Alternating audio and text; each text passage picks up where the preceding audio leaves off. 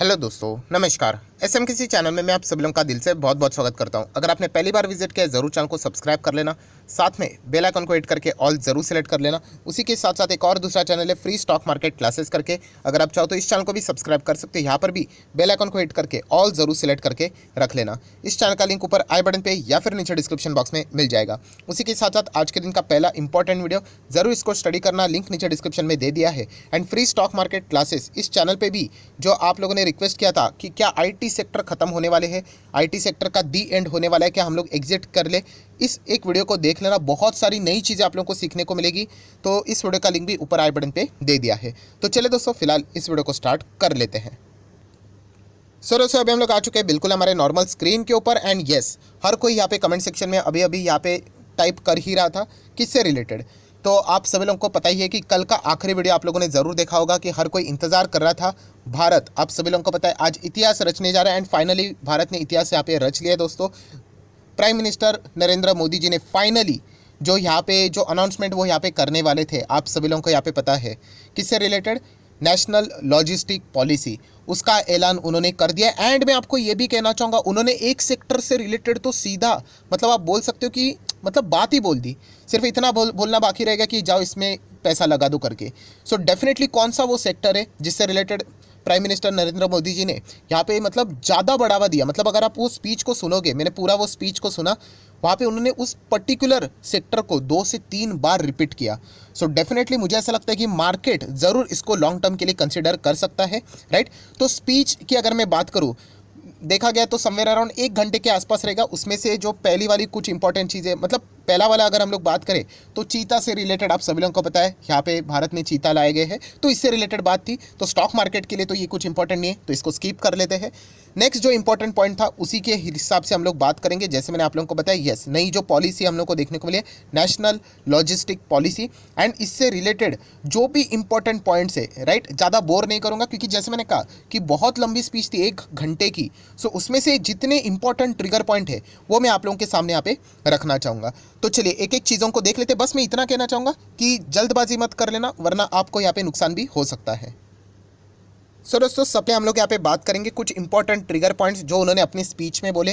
And then हम लोग second यहाँ पे, जैसे मैंने कहा कि गोल्डन सेक्टर जो कि उन्होंने मेंशन किया, उसके ऊपर आएंगे। एंड कुछ इंपॉर्टेंट स्टॉक्स स्टडी करने के लिए मैं आप लोगों के सामने यहाँ पे ज़रूर रखना चाहूँगा, राइट। सो एक एक पॉइंट को स्टडी अभी यहाँ पे कर लेते हैं। तो चलिए, सबसे पहले आप देख सकते हो दोस्तों, India will integrate 30 systems belonging to different ministries to create an integrated digital logistics system for faster, cheaper and safer logistics services।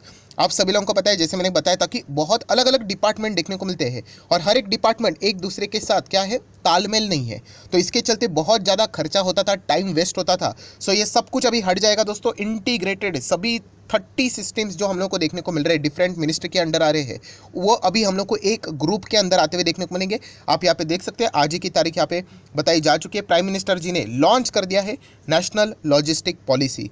And अगर हम लोग यहाँ पे बात करें तो प्राइम मिनिस्टर जी ने बोला भी है कि ये जो पॉलिसी आज मैं बोल रहा हूँ, इसके पीछे 8 साल की मेहनत है, राइट। बहुत सारी चीज़ें देखी गई है। एंड इसके पहले भी इस पॉलिसी को लाने से पहले भी बहुत सारी चीज़ें करनी पड़ी, राइट। कस्टम की अगर हम लोग बात करें, वहाँ पे फेसलेस जो चीज़ें रहती है, फेसलेस एक्सेस की बात करें, असेसमेंट की बात करें, उसी के साथ साथ पेपरलेस ट्रेड प्रोसेस की बात करें, ई वे बिल की बात करें, फास्टैग की बात करें, राइट। ये कुछ ऐसी चीज़ें हैं जिसके चलते जो सामान है, लगेज है, एक दूसरे के मतलब एक पॉइंट से दूसरा पॉइंट ईजिली यहाँ पे स्मूथली जा सके। प्लस आप सभी लोगों को पता है जीएसटी, राइट। अलग अलग स्टेट में अलग अलग टैक्स हुआ करते थे, तो वापस जो सामान एक दूसरे मतलब एक जगह से दूसरे जगह पे जाता था, स्टेट से यहाँ पे जाता था, तो क्या होता था, यस, वापस टाइमिंग चलता था, बहुत ज़्यादा मतलब पेपर वर्क होता था, बहुत ज़्यादा मतलब टाइम खर्च होता था। तो ये सब कुछ अभी हट चुका है जीएसटी के कारण, सिंगल टैक्स के कारण। सो ये उन्होंने सबसे पहले इंट्रोडक्शन में ये बातें बोली कि जो पॉलिसी लाई जा रही है, ये इसके पहले, ये जो अभी मैंने बातें आप लोगों को बताई, ये इसके पहले इंट्रोड्यूस करनी पड़ी, तब जाके अभी ये पॉलिसी लाई जाएगी, ताकि ये और इफेक्टिवली यहाँ पे वर्क कर सके। अगर ये सारी चीज़ें पहले वो नहीं लाते एंड डायरेक्टली पॉलिसी इंट्रोड्यूस कर देते, तो इतना इफेक्टिवनेस उसका नहीं होता था। तो इसलिए 8 साल साल के इंतजार के बाद ये पॉलिसी यहाँ पे लाई जा चुकी है। प्लस जैसे मैंने आप लोगों को बताया था कल के दिन IDS मतलब इंटीग्रेटेड डिजिटल सिस्टम, ये भी उन्होंने फाइनली इंट्रोड्यूस यहाँ पे कर दिया है। और इसका अर्थ क्या है मैं 2 वीडियोस में बता चुका हूँ, अलग अलग डिपार्टमेंट। ये देखिए अभी यहाँ पे अच्छी तरीके से लिखा हुआ है क्योंकि प्राइम मिनिस्टर जी ने जो बातें बोली है वही उन्होंने नोट डाउन यहाँ पे की है। तो आप देख सकते हैं यहाँ पे लिखा हुआ है, क्या लिखा है, bring on one platform. Bring on one platform मतलब ये देखिए road transport, railway, custom, aviation, foreign trade की अगर हम लोग बात करें, कॉमर्स, सब अलग अलग थे ना, अभी ये एक ही प्लेटफॉर्म के अंदर, एक ही छत के अंदर, एक ही अम्ब्रेला के अंदर अभी यहाँ पे आ चुके हैं। एंड इसके चलते इसका जो रिजल्ट रहेगा, all these departments have their own digital data which will be integrated. Integrated मतलब ग्रुप बना दिया है अंडर द IDS। एंड इसका जो रिजल्ट है स्मूथ कार्गो मूवमेंट में होने वाला है। मुझे नहीं लगता कि आप लोगों को कुछ नई बातें सीखने को मिलेगी क्योंकि यहाँ पे मैंने 2 बार इसके ऊपर वीडियो बनाया एंड ये दोनों बार मैंने यहाँ पे साफ साफ कवर किया था। देन दोस्तों उन्होंने यहाँ पे बताया कि आप सभी लोगों को पता है नेशनल लॉजिस्टिक पॉलिसी का सबसे मेन पॉइंट क्या है कि स्मूथनेस तो है, फटाफट चीज़ें स्पीड वे से चलनी चाहिए, बट आप लोगों को पता है कि सबसे मेन चीज़ है कॉस्ट। जो चीज़ें सामान यहाँ से वहाँ जो लगेज यहाँ पे जाता था उसके लिए जो कॉस्टिंग आती थी, तालमेल ना होने के कारण बहुत ज़्यादा होता था। अगर आपको याद होगा मैंने एग्जांपल दिया था चेन्नई टू दिल्ली आप कैसे जाओगे, आप डायरेक्टली फ्लाइट लेके जा सकते हो, कम से कम कॉस्ट में हो जाएगा। आप चेन्नई से यहाँ जाओगे, इस स्टेट में जाओगे, इधर जाओगे, उधर जाओगे, बाय रोड जाओगे, बाय सी जाओगे, एयर जाओगे, इतना करके आप अगर दिल्ली पहुँच भी जाते हो तो बहुत ज़्यादा खर्चा होगा। तो डायरेक्टली अगर आप जाओगे तो यही चीज़ अभी यहाँ पे पॉसिबल यहाँ पे होने वाली है। एंड इसीलिए मोदी जी ने ये भी बोला है, यहाँ पे प्राइम मिनिस्टर जी ने ये भी बोला है कि रिड्यूसिंग द लॉजिस्टिक कॉस्ट, ये उनका सबसे मेन टारगेट यहाँ पे रहने वाला है। क्योंकि अगर हम लोग दुनिया भर की अगर हम लोग बात करें दोस्तों, राइट, तो जो इंडिया का जो लॉजिस्टिक सेक्टर का जो कॉस्ट आता था, एस्टिमेट होता था, मतलब GDP के हिसाब से 13 to 14% इतना होता था। कॉस्ट की बात कर रहा हूँ दोस्तों, कॉस्ट मतलब एक्सपेंस की बात हो रही है, वो जो खराब बात है, जो कि यहाँ पे टारगेट प्राइम मिनिस्टर जी ने बोला है कि उन्हें सिंगल डिजिट में आना है। यहाँ पे उन्होंने 10% बोला है, 10% नहीं वर्ड यूज़ किया था, एक्चुअल में उन्होंने बोला था सिंगल डिजिट मतलब बिलो 10%।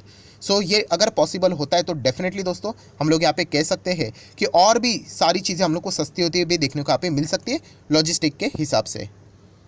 सो दोस्तों जैसे मैंने आप लोगों को बताया, इससे रिलेटेड जो ड्राफ्ट लॉजिस्टिक पॉलिसी थी, राइट, वो 2019 में ही आई थी, राइट। कॉमर्स मिनिस्ट्री ने ये सारी चीज़ें ऐलान की थी, बट जस्ट बिकॉज ऑफ कोविड-19 आप लोगों को पता है ये चीज़ें हम लोग को डिले होते हुए देखने को मिली। प्लस दोस्तों यहाँ पे प्राइम मिनिस्टर जी ने कुछ इंपॉर्टेंट और भी एग्जांपल दिए थे, जैसे कि अगर हम लोग बात करें लॉजिस्टिक पॉलिसी का सबसे इंपॉर्टेंट चीज़ अगर हम लोग देखा गया मतलब इस्तेमाल कहाँ पे हो सकता है, यस, जो एग्रो प्रोडक्ट्स रहते हैं, राइट, जो खराब जल्द हो जाते, पेरिशेबल यूनिट्स प्रोडक्ट्स की अगर हम लोग बात करें, अगर वो टाइमली अगर नहीं पहुँचते, ज़्यादा टाइम एक ही जगह पर रहते, वो मतलब अभी हम लोग कह सकते हैं इस पॉलिसी के बाद बहुत ही अच्छा खासा उनको भी फ़ायदा यहाँ पे हो सकता है। ठीक है, नेक्स्ट अगर हम लोग यहाँ पे बात करें तो एक्सपोर्ट के लिए इसको आप बढ़ावा मिलेगा। जैसे कि मैंने आप लोगों को बताया था स्पीड बहुत ज़्यादा बढ़ने वाली, उन्होंने कहा था कि चीते की तरह अभी क्या होने वाला है, सामान इधर से उधर फटाफट यहाँ पे शिफ्ट होगा एंड एक्सपोर्ट में बढ़ावा हम लोग को बनते हुए देखने को यहाँ पे मिलने वाला है। प्लस भारत को आप सभी लोगों को पता है यहाँ पे मैन्युफैक्चरिंग हब बनाने से रिलेटेड टारगेट है।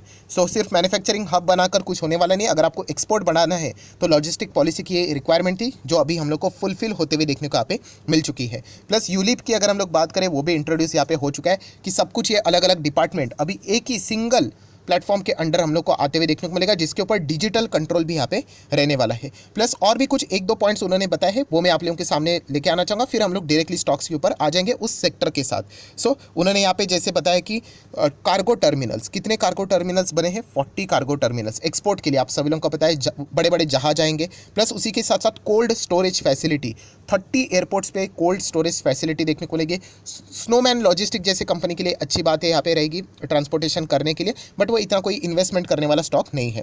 देन 35 मल्टी मॉडल अगर हम लोग बात करें लॉजिस्टिक हब, वो बनाने से रिलेटेड टारगेट हम लोग को फिलहाल तो देखने को यहाँ पे मिल रहा है। सो ये सारी चीज़ें हम लोग को देखने को मिल रही है। एंड उन्होंने बताया कि पहले जो कंटेनर का जो वेटिंग रहता था, मतलब सामान यहाँ से वहाँ जाते के लिए, तो 44 आवर की वेटिंग रखती थी, जो अभी रिड्यूस होकर 26 आवर का हुआ है। सो डेफिनेटली जितना अभी ये जो पॉलिसी लॉन्च हुई है, इसके बाद ये जो टाइम थे वो और भी रिड्यूस होगा एंड इसके चलते इफिशिएंसी बढ़ने वाली है। सो ये सारी चीज़ें अभी हम लोग को नेशनल लॉजिस्टिक जो पॉलिसी थी उससे रिलेटेड ऐलान प्राइम मिनिस्टर ने करते हुए देखने को यहाँ पे मिला है। तो चलिए अभी आ जाते हैं दोस्तों गोल्डन पॉइंट के ऊपर। गोल्डन पॉइंट मतलब एक ऐसा सेक्टर जिसके बारे में मतलब देखिए सोर्सेज के पहले कुछ खबरें आई थी, मैक्सिमम अगर हम लोग देखेंगे तो सोर्सेज की मतलब जो भी बातें सामने आई थी लगभग 90% तो मैच हो चुकी है। बट सबसे बड़ा सरप्राइज यहाँ पे प्राइम मिनिस्टर जी ने यहाँ पे दिया, एक सेक्टर का नाम लेके सीधा सीधा, प्लीज़ जाकर उनका स्पीच सुन लीजिए।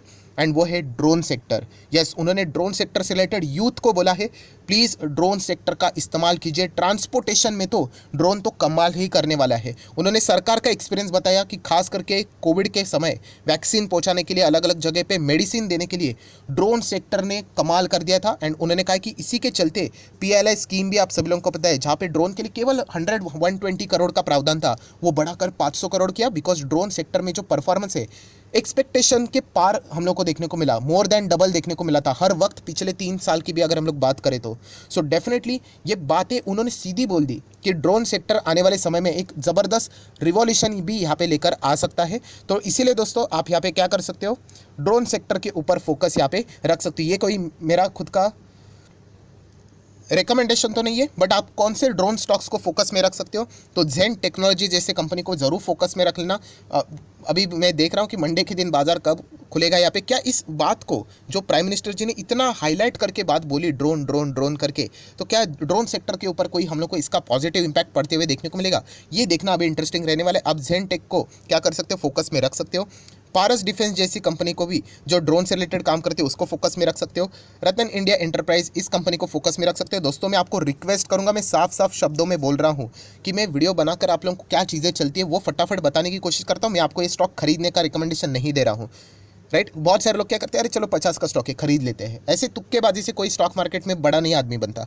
आपको बहुत सारी रिसर्च करनी पड़ती है, स्टडी करनी पड़ती है। आप इनको रिसर्च कीजिए फिर डिसीजन लीजिए, राइट। सिर्फ यहाँ पे आधी अधूरी चीज़ें सुन के अगर आप जाओगे तो आप ही फंस सकते हो। देन HL जैसी कंपनीज को भी अच्छा खासा फायदा मिल सकता है ताकि वो ड्रोन में इन्वॉल्व है। एंड देन दोस्तों लास्ट अगर कोई एक अच्छा स्टॉक अगर मैं बता दूँ, राइट, सो जिसको इस चीज़ का फायदा मिलेगा एंड वो है दोस्तों अदानी पोर्ट। यस दोस्तों, अदानी पोर्ट सीधा सीधा लॉजिस्टिक्स से रिलेटेड इनका बहुत ही अच्छा खासा बिजनेस हम लोग को यहाँ पे देखने को मिल जाता है। पोर्ट पे इतनी सारी चीज़ें एंड ये NLP जो पॉलिसी हम लोग को देखने को मिल चुकी है, इसके बाद स्पीड और भी बढ़ेगा तो इनका बिजनेस और भी रैपिडली बढ़ने वाला है। सो ज़रूर अदानी पोर्ट जो कि निफ्टी 50 का ही पार्ट है, जो कि अदानी ग्रुप में एक डिसेंट स्टॉक है एज पर द वैल्यूएशन 40 के मल्टीपल्स पे फिलहाल तो 43 कितना है 44 टाइम्स PE पे फिलहाल तो यहाँ पे चल रहा है। सो ज़रूर आप चाहो तो इसको भी कंसिडर कर सकते हो। खरीदना है नहीं खरीदना है वो कंप्लीटली आपका चॉइस रहने वाला है। एंड दोस्तों जैसे मैंने आप लोगों को बताया कि लॉजिस्टिक वाले भी जो स्टॉक्स है आप उनको भी रडार के ऊपर रख सकते हो, राइट। बट जैसे मैंने कहा कि फंडामेंटली स्ट्रॉन्ग शेयर्स में ही आप लोगों ने जाना है। ऐसा नहीं कि एक दिन के न्यूज़ का फायदा हो गया इसीलिए वो स्टॉक भाग गया, तो वो ट्रेडिंग वाला स्टॉक है। चलो मैं एक एग्जांपल दे दूँ, ट्रेडिंग वाला स्टॉक कौन सा है, वो इन्वेस्टमेंट वाला नहीं है। ये देखिए ये एक स्टॉक है, इसका एग्जांपल है, देखिए स्नोमैन लॉजिस्टिक वाला ही है। इधर से उधर सामान लेके जाता है, ठंडी चीज़ें लेके जाते हैं, वैक्सीन के वक्त भी काम आया था। मैक्सिमम चार्ट पैटर्न देख लेना क्या है, 48% डाउन। सो ऐसे कंपनीज में आप लोगों ने नहीं जाना है। इसको टेम्पररी फायदा हुआ, एक महीने का चार्ट पैटर्न दिखा दूँ, ये देखिए 19% की जंप। सो ये NLP आने वाला है, इसके चलते ये तेज़ी ज़रूर देखने को मिली थी। ये देखिए दिख रहा है आपको कि यहाँ पे तेज़ी आई थी, सो वो तेज़ी आएगी, बट ये ट्रेडिंग बेट हुई। ये चीज़ों को समझो दोस्तों, ट्रेडिंग एंड इन्वेस्टमेंट ये अलग चीज़ है। आप ट्रेडिंग वाले स्टॉक्स में इन्वेस्टमेंट करके बैठ जाओगे तो फिर आपका पैसा बर्बाद हो गया। तो इसीलिए कहता हूं कि जल्दबाजी मत करना, वरना आप यहाँ पे फंस सकते हो। ये सारे पैरामीटर्स मैं आपको सिखा चुका हूं कि इन्वेस्टमेंट वाले कौन से स्टॉक होते हैं, क्या क्या चीज़ें चेक करनी होती है, उसके बाद आप यहाँ पे डिसीजन ले सकते हो। सो आशा करता हूँ वीडियो हेल्पफुल लगा होगा, तो जरूर लाइक एंड शेयर कर देना। एंड डीमैट अकाउंट अभी तक ओपन नहीं किया है तो लिंक नीचे डिस्क्रिप्शन बॉक्स में 25 वीडियो की लिस्ट आपको बिल्कुल फ्री ऑफ कॉस्ट मिल जाएगी। आपका नाम, कौन सा अकाउंट आपने लिंक के थ्रू ओपन किया है, जरूर कमेंट सेक्शन में बता देना। तो हफ्ते भर के अंदर अंदर ये सारे वीडियोस आप लोगों को फ्री ऑफ कॉस्ट प्रोवाइड कर दी जाएंगे। So that's it, thank you very much दोस्तों, we will be meeting our next video. तब तक के लिए बाय बाय।